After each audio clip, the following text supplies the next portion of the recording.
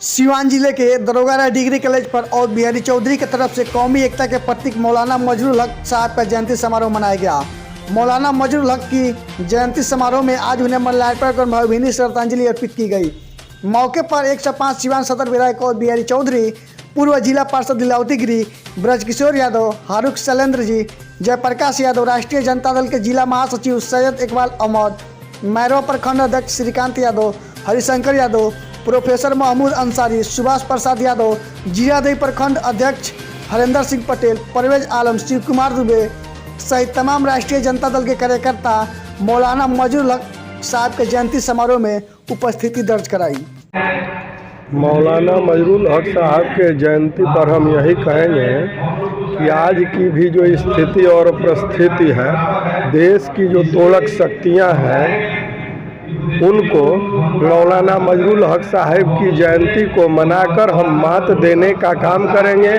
देश को एकजुट रखेंगे, सबका साथ सबका विकास करेंगे, हिंदू मुस्लिम एकता को एक रखेंगे।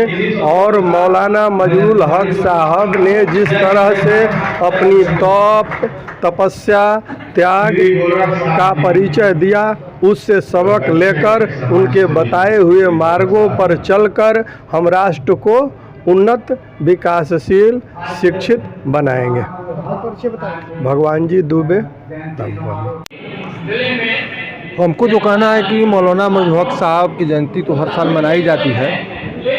अभी जो देश की जो स्थिति है, इस स्थिति में मौलाना मजरूल हक की जयंती की प्रासंगिकता बढ़ गई है। जिस लड़ाई को लड़ करके मौलाना मजरूल हक, उनके अन्य साथियों ने देश को आज़ाद कराया, देश के जनता को हक अधिकार को दिलाया, वो हक और अधिकार आज लूटी जा रही है। इसलिए मौलाना मजरूल हक आज बहुत प्रासंगिक हो गए हैं। उनको आदर्शों को अपनाना चाहिए और फिर से एक पूरे देश में आंदोलन की ज़रूरत है, नेतृत्व की ज़रूरत है। आप सभी देखे होंगे, देख रहे हैं कि किसान आंदोलन पूरे देश में हो रहा है, लेकिन जो भारत की सरकार है, देश की सरकार है, इस सुनने वाली नहीं है बाहरी सरकार। इस बाहरी सरकार के खिलाफ हर तबके के लोगों को जगना चाहिए और मौलाना मजरूल हक के आदर्शों का अपनाना चाहिए और फिर से एक बार आंदोलन को तेज करना चाहिए। अपना परिचय बता दीजिए।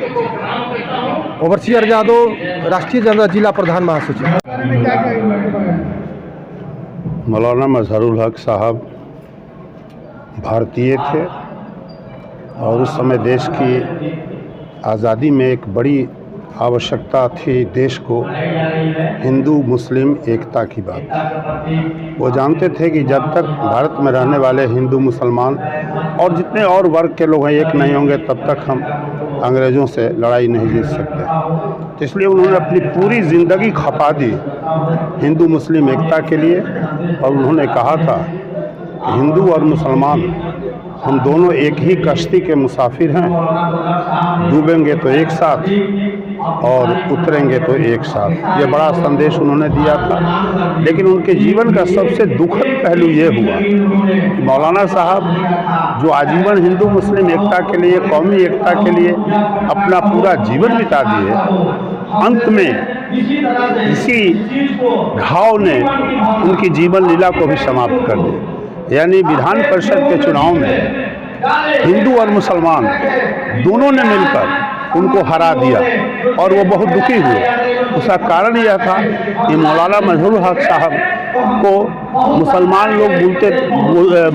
लोग समझते थे कि इनकी विचारधारा हिंदुओं की विचारधारा है और हिंदू समझते थे कि ये मुसलमान है। तो मुसलमान ने मुसलमान नहीं समझा, हिंदू ने हिंदू नहीं समझा और दोनों ने मिलकर इनको पराजित किया। यह संदेश देता है कि देश में इस तरह की राजनीति नहीं होनी चाहिए।